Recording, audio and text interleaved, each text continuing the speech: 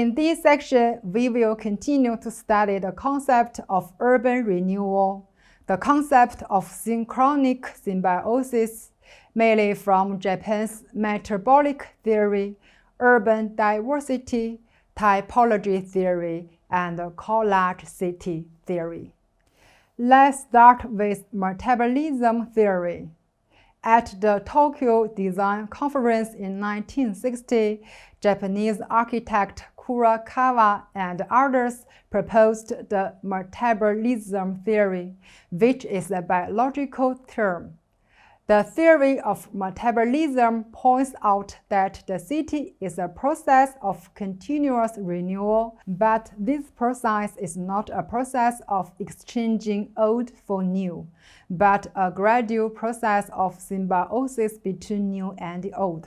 Kurokawa says that cities are living like cells and need to constantly absorb new nutrients and expel unreasonable substance through a constant metabolism. That is, on the one hand, the city should retain the original cultural characteristics and the part suitable for the current urban development, and eliminate the factors impeding the urban development. On the other hand, we should absorb new culture and factors to promote the renewal and development of cities. The symbiosis thought is the work of Kurokawa Jizhang's early theory development to mature state. In this book, he proposes to get rid of the cold rationalism and dualism of Western modernism, and reject the instant and Western rational value as the only criteria to measure architectural aesthetic, thus deriving the diachronism and symbiosis principle of architecture. Diachronism, that is the process and development of symbiosis and life experience in different periods. He said architecture should not be fixed once built, but should be understood as something or a process that develops gradually from the past to the present and from the modern to the future, which is the concept of architectural diachronism. City is a symbiotic space, not static space, but constantly metabolism. In this process, the new and the old elements of the city achieve symbiosis and coordination. The urban space in the 21st century should be multi-level and multi-angle symbiotic space with different levels of symbiosis, including the symbiosis between the historical environment and the real environment in the city. Metabolism theory negates the urban renewal mode of big demolition and construction, emphasizes the coexistence of new and old elements in urban renewal, and it discusses the protection and renewal of historical buildings in urban renewal. In the same period, American journalist and writer Jane Jacobs explained the concept of urban symbiosis from the perspective of urban diversity. In 1961, Jane Jacobs published her masterpiece, The Death and Life of Great American Cities, which first put forward the concept of urban diversity and the meaning and method of maintaining urban diversity.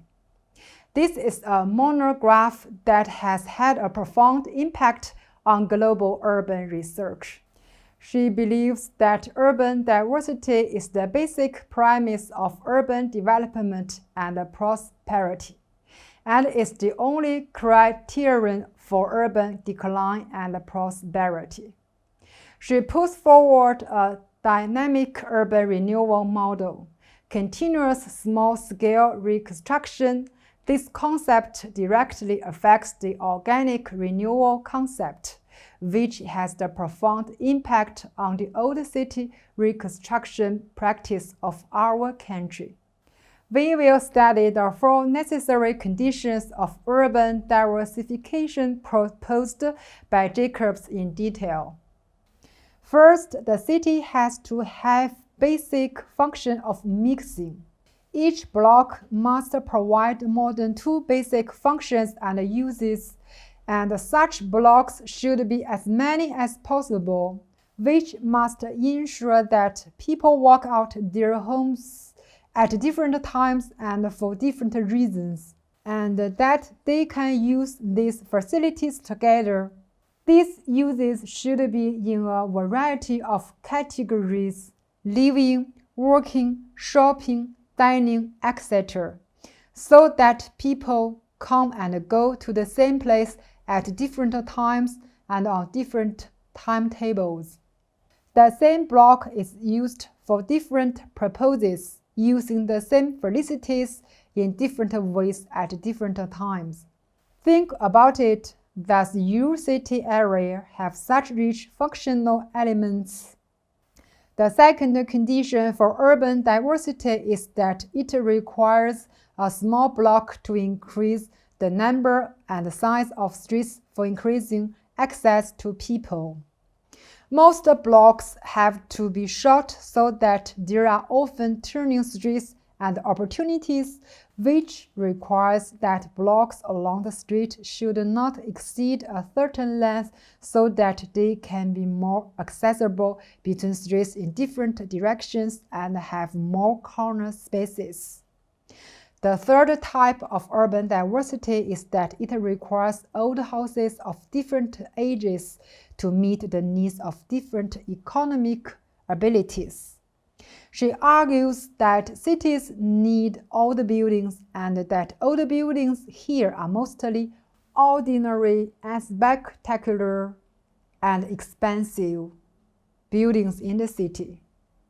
She points out that buildings of different ages mixed together and maintain a better proportion of buildings coexisting in tightly textured mix. A significant proportion of old buildings are necessary because of their importance to the street economy, mainly low rents, which ensure that the tendency of a weak business is maintained. The fourth type of urban diversity is that it requires adequate population density, so that various functions can fully exert economic efficiency and increase the comfort of the city. High traffic density is necessary, and a high proportion of people must be present in the block. Jacobs' discussion of urban diversity has important guiding significance for students to study the protection of historic buildings and to put forward reasonable and effective protection countermeasures.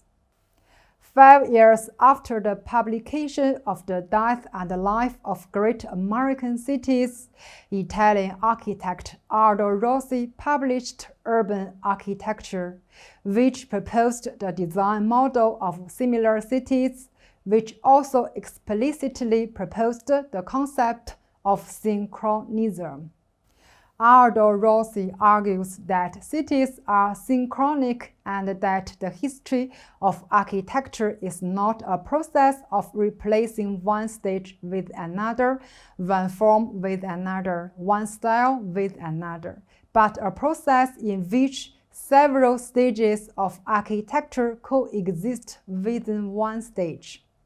It is the historic building having survived in different periods that bring part of the past experience into our present experience, that make the development of the city have a certain constance and continuity, maintaining the city's collective memory.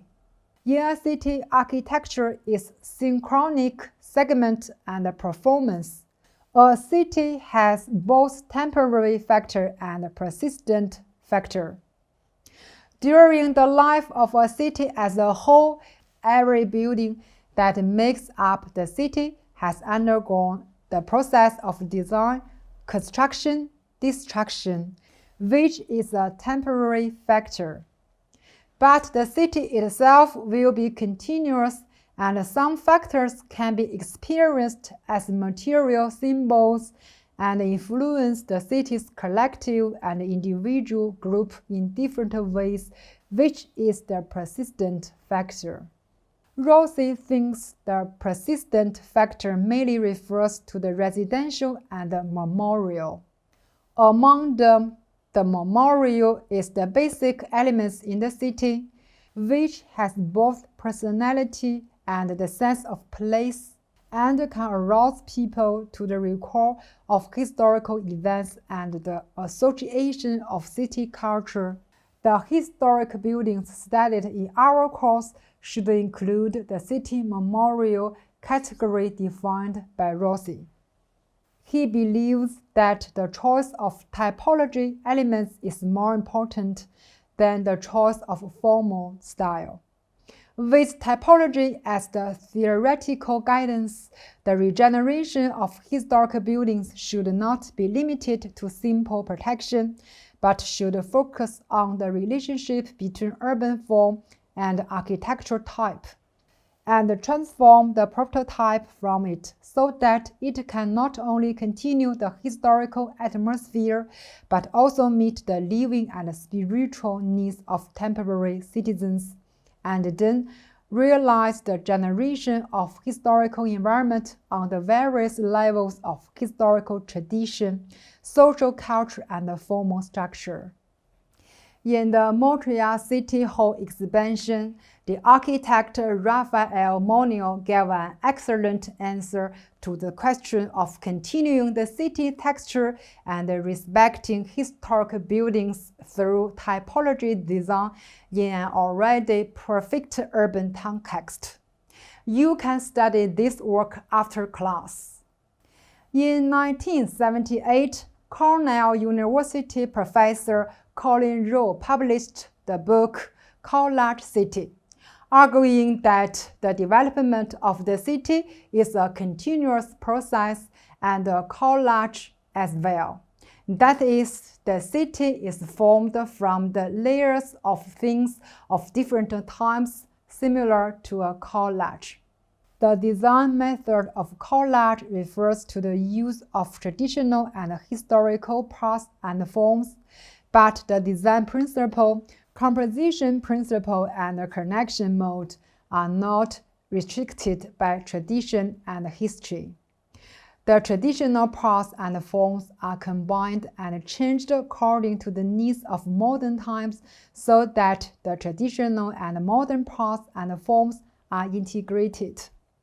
By adopting this method, we can not only extend history but also embody contemporary characteristics, and we can borrow historical elements under the new environment.